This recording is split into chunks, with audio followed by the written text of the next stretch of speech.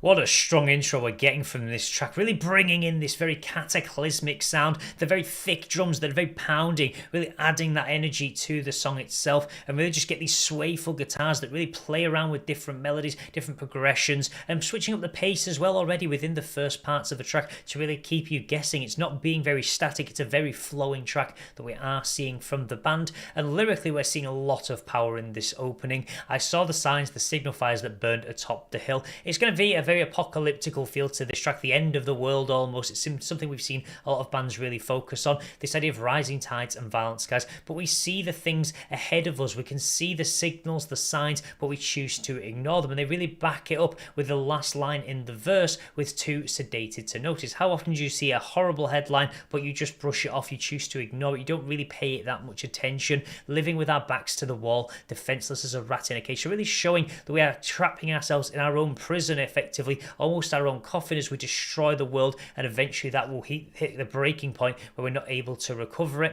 And then we see that reflected in the chorus: we're living in a nightmare, a pre-apocalyptic wasteland. So this is what the world is going to become if we don't really change our intentions, because our best intentions pave our path to hell. So really strong how they're really showing through this powerful energetic sound this idea they're trying to convey through very strong descriptive lyrics as well, that really kind of highlight the key message they're trying to bring across.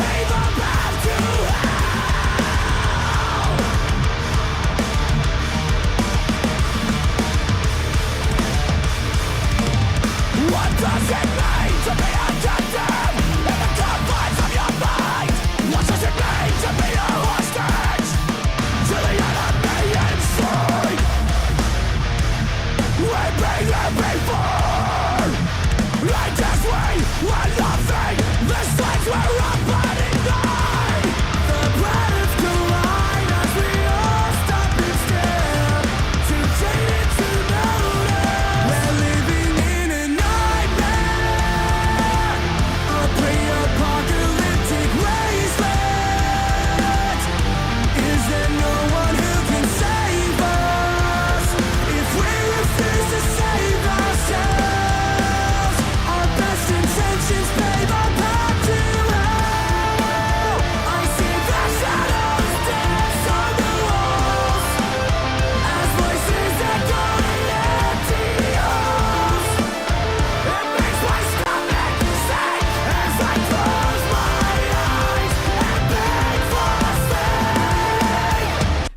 really seeing a lot of strong musicianship coming in this track. You can really see from Ryan his guitar playing ability that the band will certainly be very much missing going forward into the future. And you can see this verse 2 brings in, what does it mean to be a captive in the confines of your mind? Something the band have touched on very heavily is also mental illness. So you can touch on the idea of really feeling like you're trapped inside a cage of your own mind, that you're really struggling to accept the way the world is or the way that it's adapting and moving forward. So you can really show that the idea of being a hostage to the enemy inside, so effectively an enemy towards yourself. We've been here before, so you can touch on past lessons, or you look at things like world wars. We've been to this point where the apocalypse has almost been upon us. We've chose to ignore it, and we've just continued striving forward to try and achieve the best for mankind, which ultimately ends up not being true, where the planets will collide, we all stop and stare, just watching as the end of the world comes upon us. So you can see through more of these lyrics that they're really showing beautifully this idea that we're just willing to watch it happen. We're really just being the observer because we're too jaded to notice. We've kind of lost our shine almost, or our ability to really see the correct path forward. And I really like how the band are touching on that. And I love how the chorus just breaks into this more melodic sound, beautifully tying in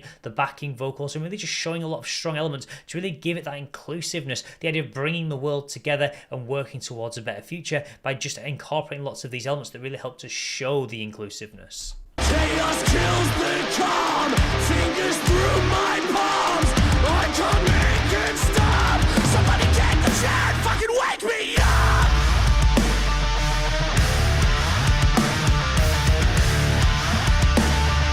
Spare your thoughts and prayers, they'll never be enough. And all we find is the news. The more we struggle to cut ourselves loose, every cry rings out like a shot. The streets run red as the forest wither and rot, declaring with their final breath. Eternal fear is the fate. Where's the death? Okay, I really love in that breakdown how we see this continued descriptiveness, the idea of tightening the noose, the more we struggle to cut ourselves loose, the idea of tightening it, because the more we try to wriggle free, the worse we make it for ourselves, because we're, again, doing it in the wrong way. Spare your thoughts and prayers, they'll never be enough. So no matter what you do, it's not going to be enough to kind of save this world. Every cry rings out like a shot, and I love the way that the streets run red as the forests wither and rot. It's very descriptive, very picturesque, and you can really just imagine it in your mind, declaring with their final breath, eternal fear is a fate worse than death. So this idea, if you spend your entire life living in fear, that's a worse fate than death, from kind of having that point where you don't expect death to come knocking, but if you constantly live in fear of it, it's something we do see kind of emulated through a lot of different things in a variety of different tracks. It's something that a lot of music really does love to touch on, and again, just really seeing these heavier breakdown elements, really switching things up, really keeping the track moving in an interesting state by jumping from pillar to post, and really just making it a very expansive track that really isn't kind of bland. It's really just jumping from A to B, but it sounds very fitting. It doesn't really feel like it's too disjointed.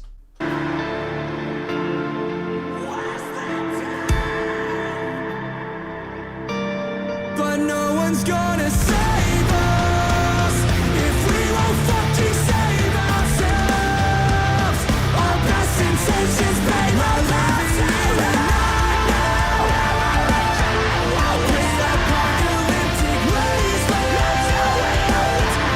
And there's no one who can save us if we refuse to save ourselves.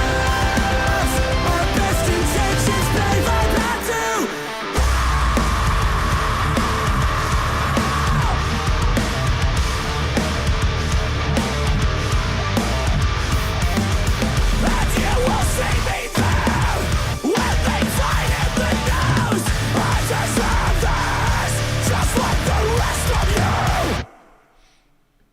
Okay, I love that last lyric to really close. I deserve this just like the rest of you. The idea that you try and pin the blame onto one person for the way the world's going, but ultimately it's everybody's responsibility. We are all inhabitants of this world. We can all make that change. And that is a really strong last line delivery from the band that really emphasizes the message that really we can't pin all the blame onto one singular person. I really did like that, as well as the bridge moving into those softer tones after the breakdown, really just again just showing that calm after the storm. storm almost, that aggression really just kind of boiling over and then simmering down, and really just kind of having that more kind of calmer approach to really trying to hit that message and really hammer it home to the listener, to the audience. And it certainly is a very impressive track from the band coming from this upcoming third album. As I said before, they've just gone from strength to strength. It's melodically very beautiful in the way that you have got these guitar progressions that really do just show the ability of the instrumentation. Also from the actual vocals as well, really showing lots of different styles, lots of interesting layering as well, switching out between the harsher and softer vocals, then bringing in the backing vocals, but not overused. It's really sparingly kind of interspersed throughout the track that really does give it great effect, especially with that build towards the end